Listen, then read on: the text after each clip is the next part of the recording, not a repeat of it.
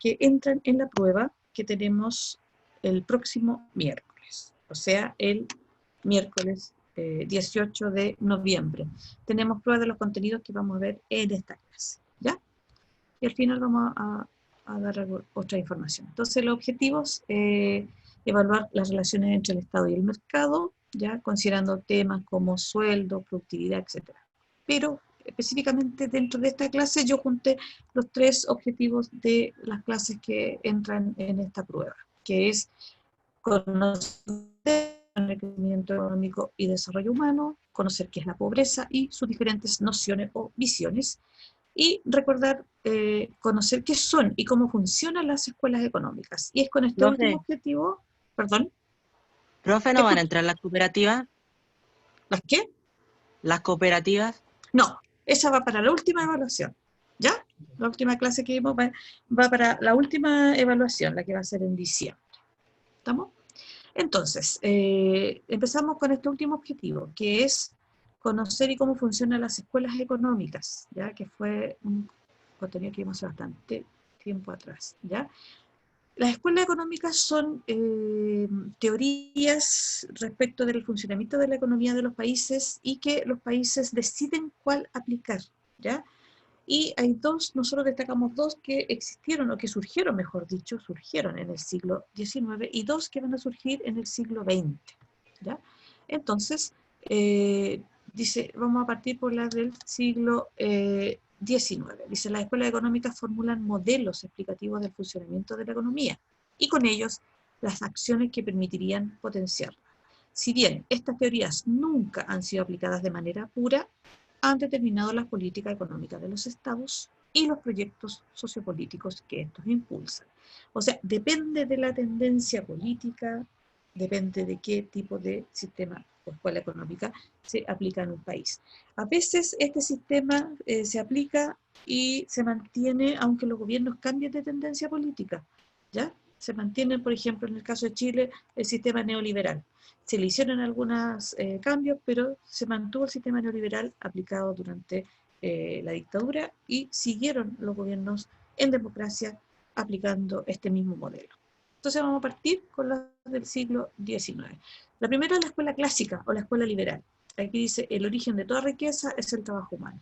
El valor de cambio de los bienes corresponde a la cantidad de trabajo contenida en ello, ¿ya? Y otro punto que planteaban era, la riqueza de las naciones prósperas se basa en la división social del trabajo, es decir, la especialización de cada trabajador en una tarea específica. Así, según ellos, aumenta la cantidad de producción y se abaratan los costos, ¿ya? Entonces habla del origen de la riqueza, que es el trabajo humano, y plantea que también la especialización de cada trabajador también es importante en este sistema liberal, ¿ya?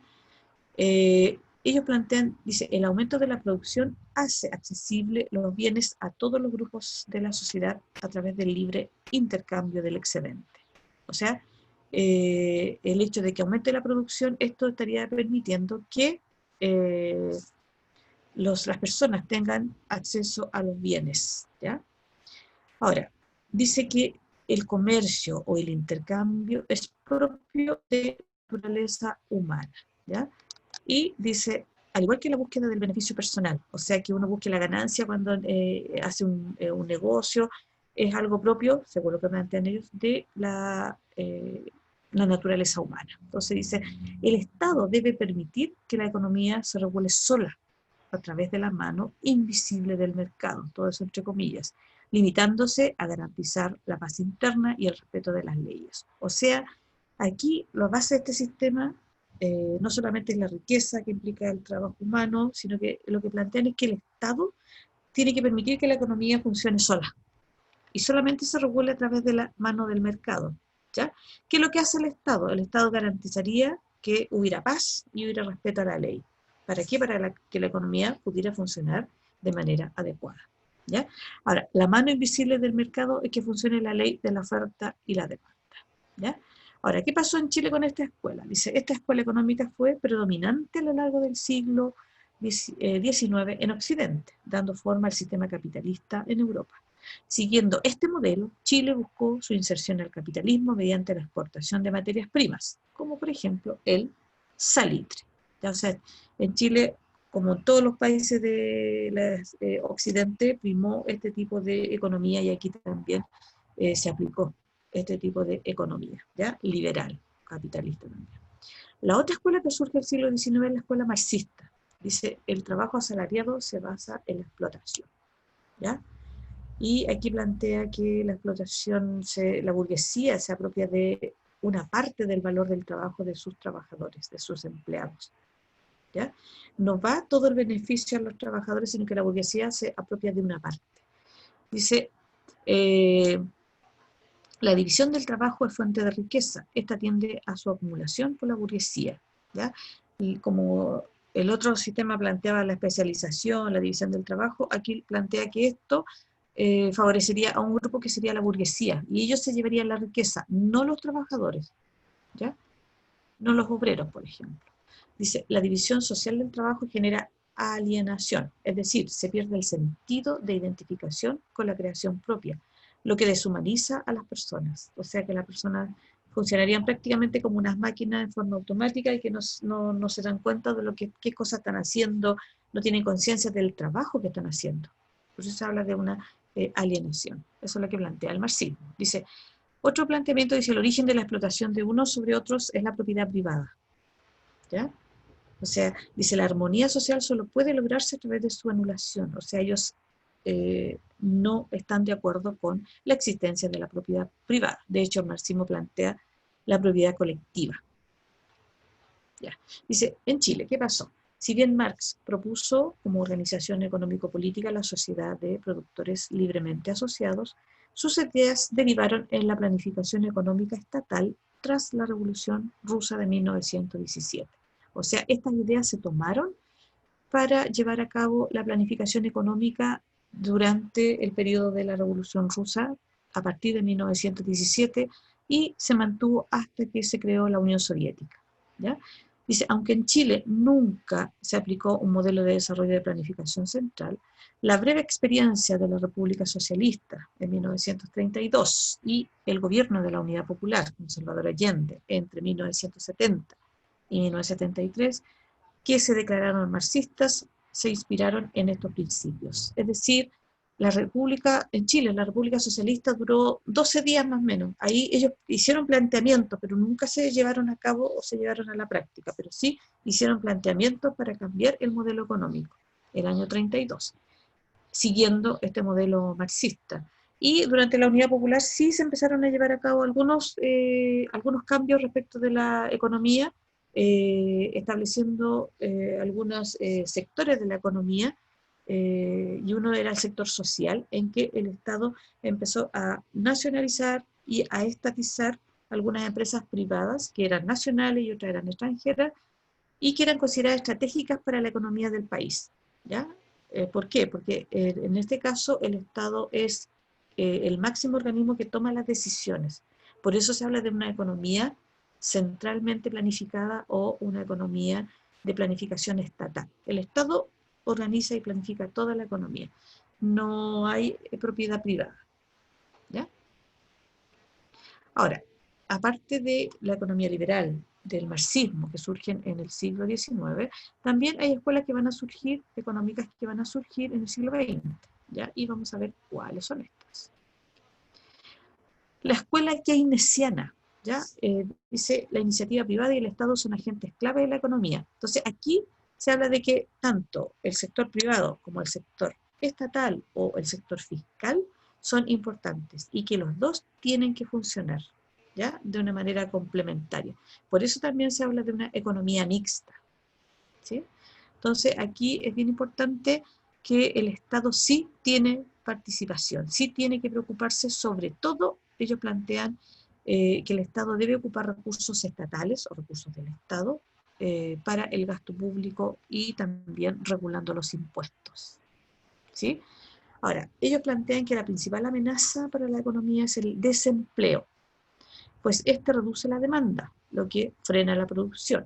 Y al frenarse la producción, se produce lo que se llama recesión económica. Significa que la economía no crece, ¿ya?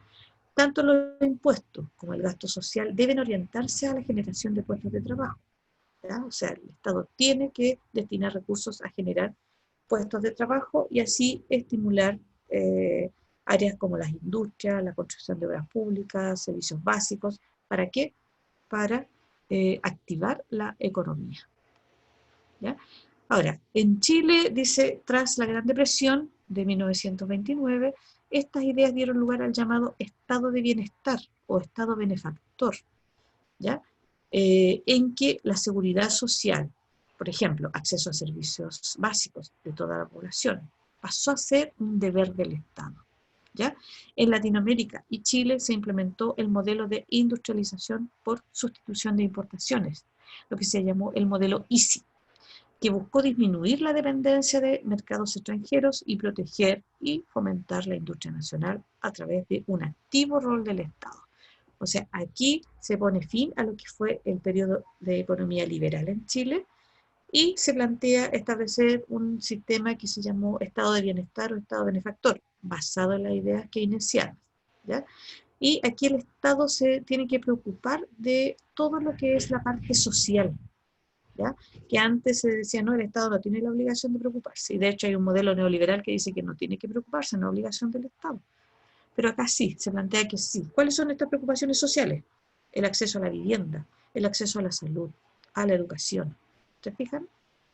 ¿Ya? Entonces, que el Estado en este caso debe preocuparse de eso. Y además, fomentar la industria nacional. ¿Para qué? Para que no dependa, la economía chilena no dependiera de lo que pasaba afuera, como le había sucedido la Gran Depresión, que fue un efecto dominó para todas las economías que dependían de las economías estadounidenses y también de las economías europeas, ¿ya?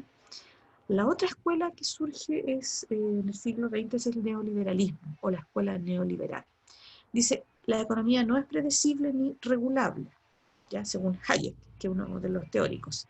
El principal problema económico es la inflación o la alza sostenida y generalizada de los precios, por lo que solo debe regularse la política monetaria, o sea, la cantidad de dinero que circula para poder así regular la inflación.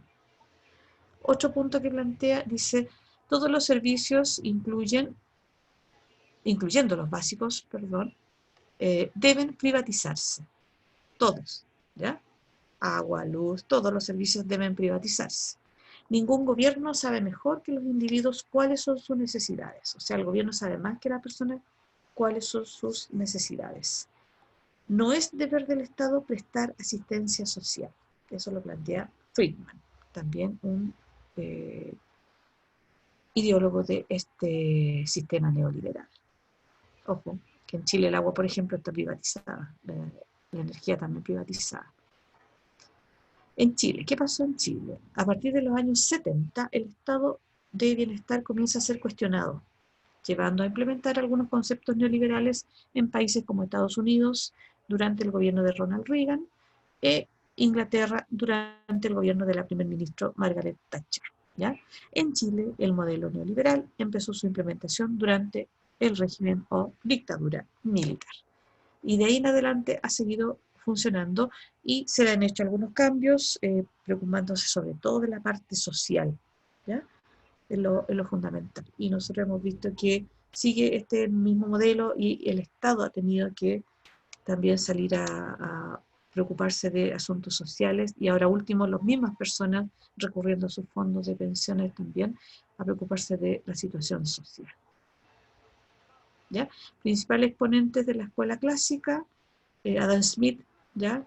Acuérdense que esto surge en el siglo XIX, que principal, Adam Smith. Después están también David Ricardo, Thomas Malthus y John Stuart Mill.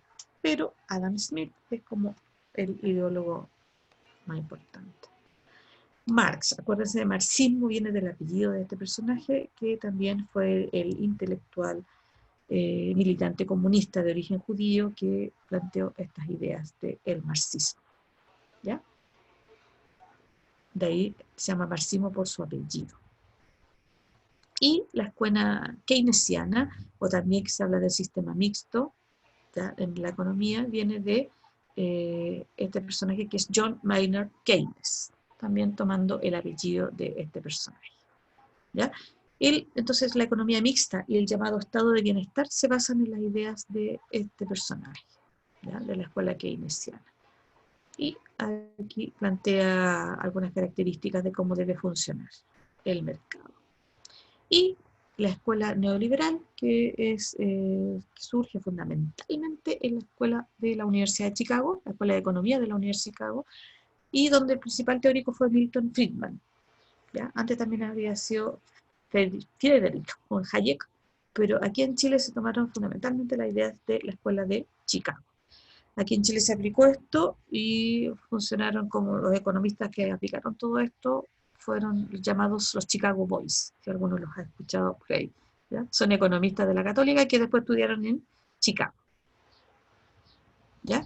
Y aquí se explica en qué consiste el neoliberalismo, en que lo fundamental ahí es que el Estado se limita su papel en la economía, se privatizan en general prácticamente todas las empresas y se establecen regulaciones para el comercio, la actividad económica en general, ¿ya?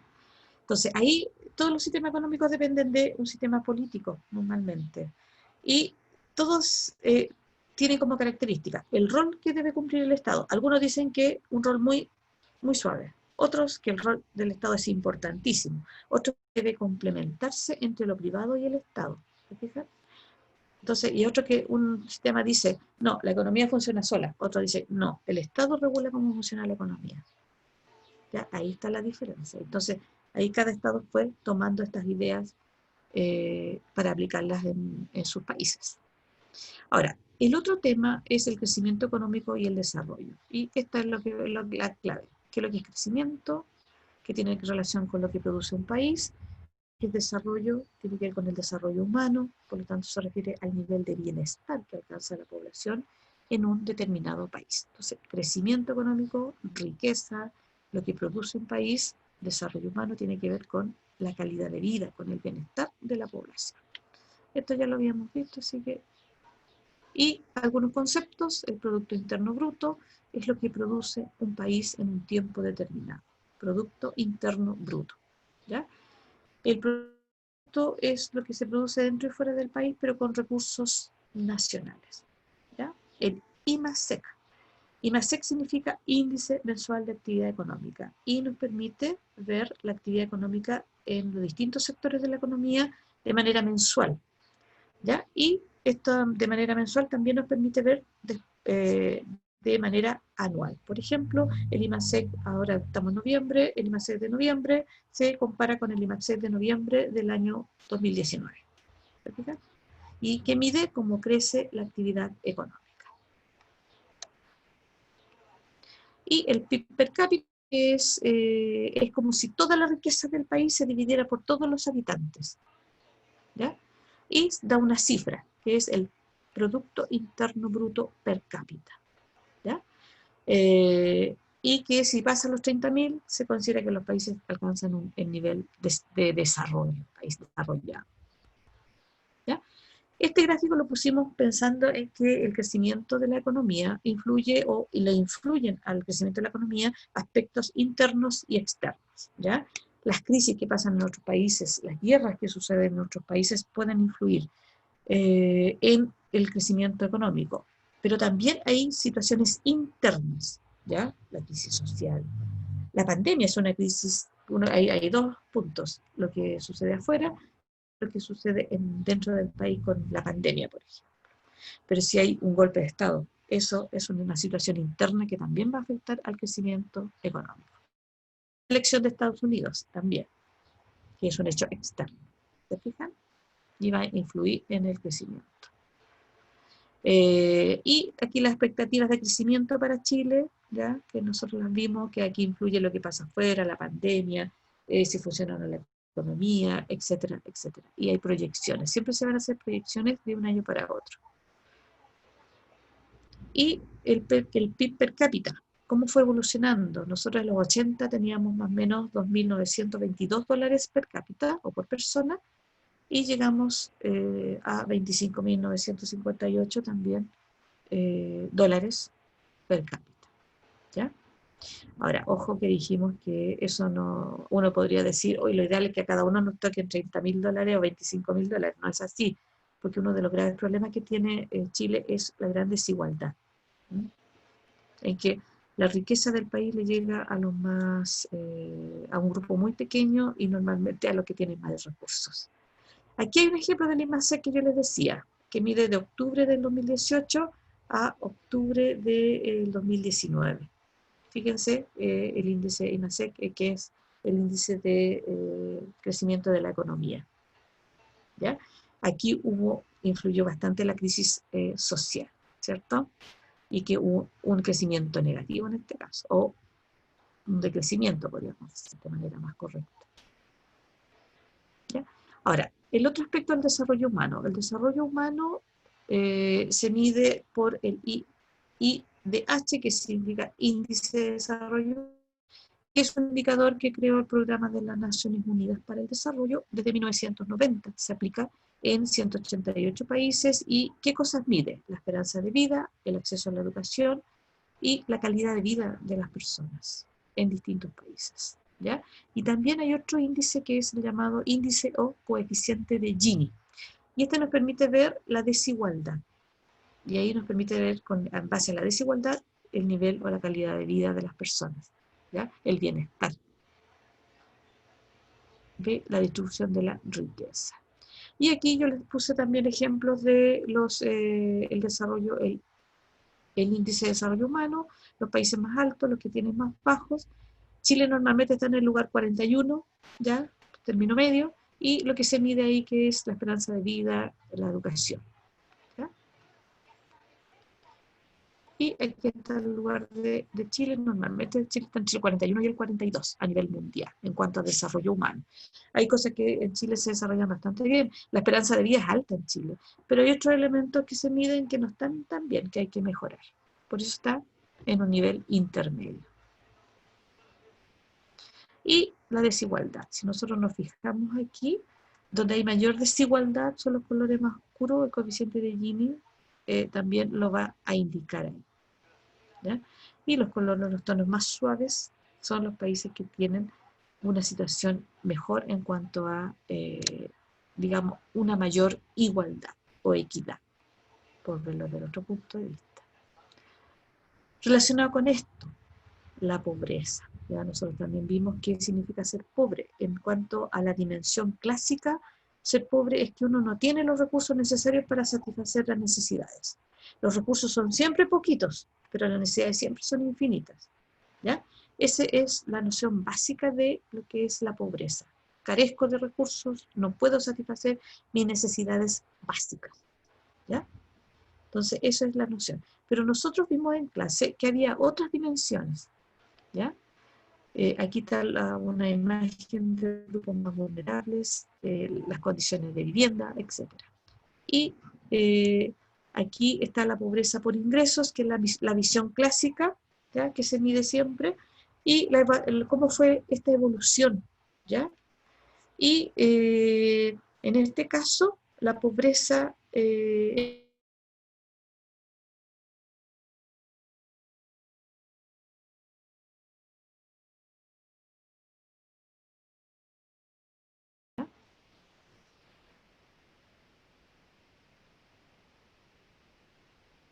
todo caso, esto está, digamos, lo vimos en otra clase también, ¿ya?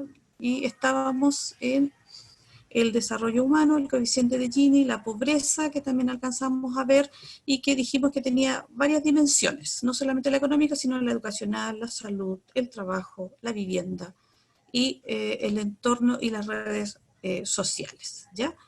Que es multidimensional, ¿ya? Y cuando se considera, se les pregunta a las personas por su condición de pobreza, ellos plantean que son más pobres porque si hay más condiciones, uno se siente a lo mejor más pobre, ¿ya?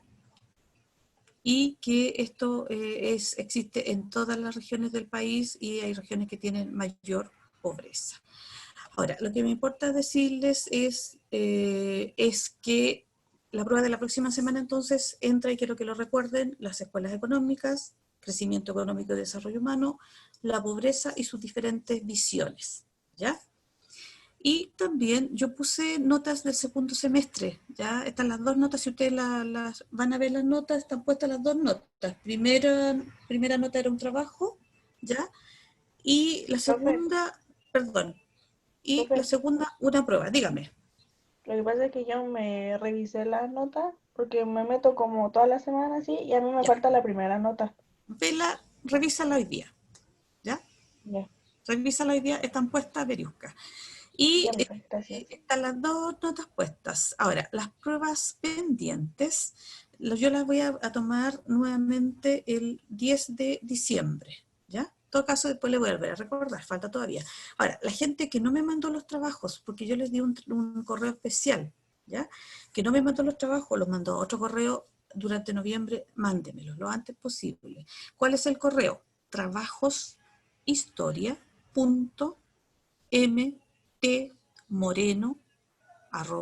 trabajoshistoria.mtmoreno@gmail.com. Lo voy a repetir. trabajoshistoria.mtmoreno@gmail.com. ¿Ya? Entonces, los que no tengan nota, en la primera, no tengan, digamos, la nota en el primer espacio del segundo semestre, es porque ese trabajo no me lo mandaron a este correo que yo se los pedí ahí. ¿Ya? ¿Se acuerdan que hicieron del sistema procesal penal? ¿Ya? Y los que no tienen la segunda nota porque no la rindieron. ¿Ya? Para que nos quede clarito en cuanto al segundo semestre. Eso era, chiquillos. ¿Ya? Y Profe, dígame. ¿me escucha? Sí. Yo ayer le mandé un correo a usted para saber cuáles eran las notas pendientes que tenía. Ya, No pues, sé si le habrá llegado. tú no tienes ninguna nota del segundo semestre, por ejemplo, Fernanda. Entonces Sí, me po. tendrías que mandar el trabajo e ingresar cuando se abran las pruebas. ¿Ya? ¿Dónde puedo ver ese trabajo? La pauta. La pauta yo la puse en una clase. En todo caso, yo las voy a volver a colocar en, digamos, la otra clase, voy a volver a colocar lo mismo, ¿ya? Y la pauta. Y la pauta era una cartilla informativa sobre el sistema procesal penal. Lo que pasa es que tú, al asistir a las clases, sabías lo que tenías que hacer. Porque fue materia que se explicó en clase. ¿Ya? Ya. ¿Listo, Fernanda? Sí. Chiquillos, ya. Ya, profe, Chiquillos, gracias. les pido disculpas de nuevo por esta cuestión de la conexión, ¿ya? Y son materias que ya vimos, así que lo que me importaba era que supieran clarito lo que entra en esta prueba de la próxima semana, ¿ya? ¿Quedó más o menos claro los contenidos? Y Sí. lo que les quede pendiente, tenga pendiente trabajos, que yo sé que están en clase, mándenlo. Durante el mes de noviembre lo mandan para yo ir revisando, pero a este correo, no al terceros medio, porque ahí aparece de todo ahí, y me sale más rápido buscar en mi propio correo, porque son trabajos míos nomás. ¿Estamos? Y si alguien lo mandó a ese, por favor, le voy a pedir ese favor. ¿Ya? ¿Estamos, chiquillos? Estaríamos terminando, y les ¿Profe? reitero mi disculpa. Dígame. La nota esa que usted dijo del trabajo va en el segundo semestre. Sí, pues. Era la Ya. primera del segundo semestre. ¿Ya? Ya, profe, gracias. La prueba de la que viene, la prueba de la próxima semana, es la tercera nota. ¿Sí? Y nos queda una nota más que la voy a tomar en diciembre, que ahí yo les voy a decir la fecha, no los voy a cogotar con tanta cosa. ¿Ya? Dígame. La nota del trabajo todavía no la sube, ¿cierto? Es que, La nota sí. Veanla ahora. ay, es que a mí no me aparecía y la había Ya. mandado abajo. Ya. Revísala. ¿Ya? Revisen nomás las notas, chiquillos. Ya estamos entonces. Ya, Gracias, chiquillos. profe. Disculpen, ¿eh? No, tranquila. ¿Ya? Así que disculpen todo eso. Ya, chiquillos, estaríamos terminando entonces. Muchas gracias. Gracias, Chao, Ken. chao. Profes, que estén bien. Chao, profes. Chao. Chao, profes. Gracias. A los dos. Chao. Chao, cuídense.